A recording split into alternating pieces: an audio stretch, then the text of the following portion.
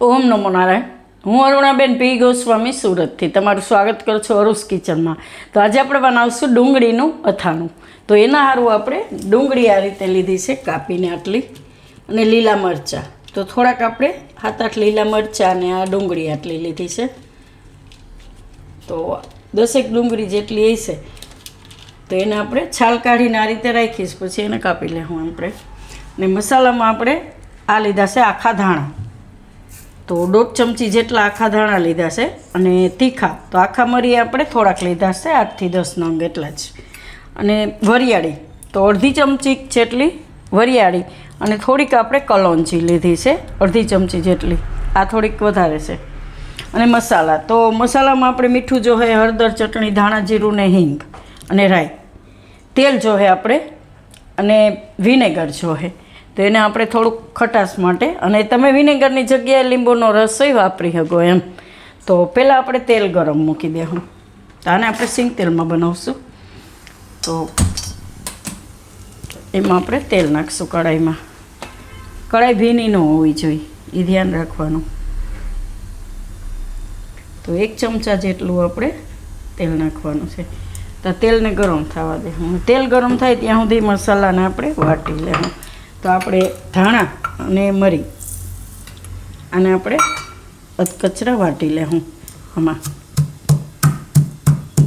તો ધાણાને આપણે મરી બે આ રીતે અધકચરા વાટી લીધા છે, એને સાઈડમાં રાખી દેવું. અને ડુંગળીને આપણે કાપી લેવું. તો જેમાં આપણે મિક્સ કરવું હોય એવું જ એક સ્ટીલનું વાસણ લઈ લેવાનું, અને આ રીતે આપણે ડુંગળીને કાપી લેવું. બધી ડુંગળી આ રીતે કાપી લેવું. તો ડુંગળી બધી આપણે આ રીતે સુધારી લીધીશ. હવે એમાં મરચાં આપણે નાખી દેવું. તો મરચાંનું આ રીતે ડીટીઓ કાઢી અને 2 ભાગ કરી લેવું. તો મરચાં તમે તમારા હિસાબે તીખા મોરા લઈ શકો એમ. તો આ મીડિયમ છે, બહુ તીખાય નહીં ને બહુ મોરાય નહીં એમ. તો મરચાં આપણે આમાં નાખી દેવું. વધારે ઓછાય તમે તમારા હિસાબે કરી શકો. તો મરચાં આપણે આમાં સુધારી લીધા. હવે આમાં મસાલા નાખી દેવું. તો મીઠું નાખી દેવું,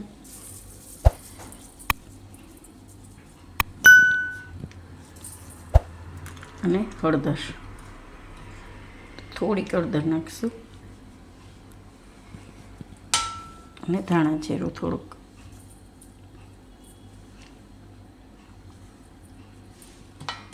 હવે એમાં લાલ મરચું નાખીશું. તો આ આપણે કાશ્મીરી મરચું નાખ્યું, કેમ કે આપણે આમાં તીખા મરચાં તો નાખ્યા જ છે. જો મરચાં તીખા ન નાખ્યા હોય તો તમે તીખું મરચું નાખી શકો, પણ આમાં આપણે આ મરચું કાશ્મીરી નાખીશું. આ મૂરું મરચું હોય છે, તીખું નથી હોતું. તો 1 ચમચી આપણે મરચું નાખવું. અને વરિયાળી, તો વરિયાળી આમાં આપણે નાખી દેવું. આ બધું મિક્સ કરી લેવું.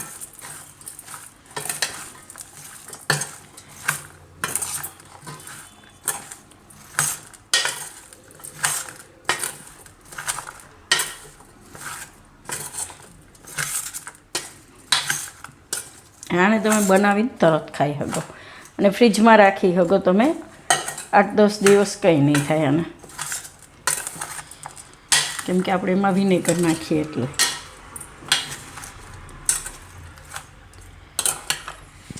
હવે આપણે તેલ જોઈ લઈએ. તો તેલ આપણું ગરમ થઈ ગયું છે. તો એમાં આપણે પહેલાં નાખીશું રાઈ.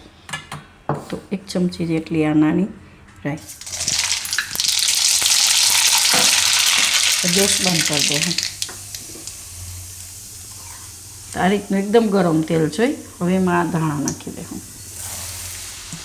અને કલોંજી. ગેસ બંધ કરી દીધો છે આપણે. ખાલી ગરમ તેલ છે એમાં જ મિક્સ કરવાનું છે.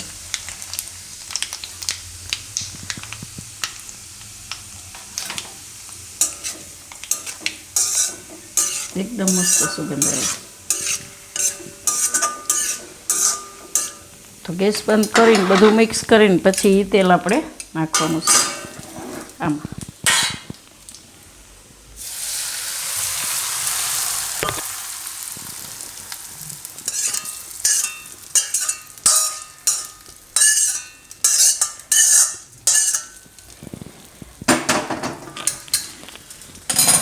તો આને આપણે મિક્સ કરી લઈશું.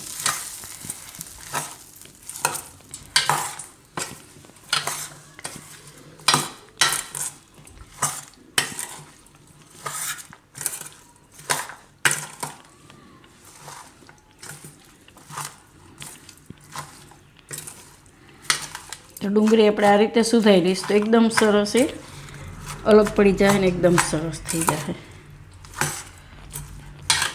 તો થોડુંક મરચું આપણે હજી નાખશું કલર માટે. આમાં આપણે આ મરચું નાખી દઈશું. તો આ એકદમ કલરવાળું મરચું છે. અને મિક્સ કરી લેવું.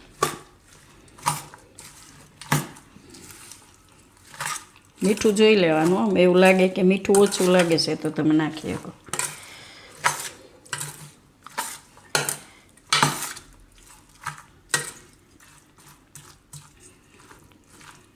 ઇન્સ્ટન્ટ તરત ખાઈ શકીએ એવું એમ. તો આપણે આમાં હવે વિનેગર નાખી દેવું. તો 2 ચમચી જેટલું આપણે નાખીશું.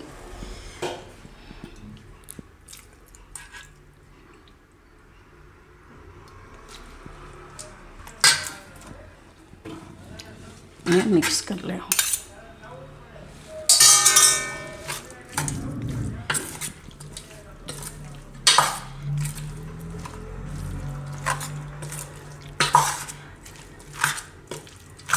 તો આને આપણે હવે કાઢી લેવું. તો કોઈ પણ કાચની બરણીમાં ભરીને તમે ફ્રીજમાં રાખી શકો. ગમે ત્યારે ખાવામાં તમે લઈ શકો. ભાખરી ભેગું ખાઈ શકો કે ગમે એમાં એમ. સાંજે ખીચડી ભેગું સરસ લાગે ખાવામાં. તો આને કાઢી લેવું.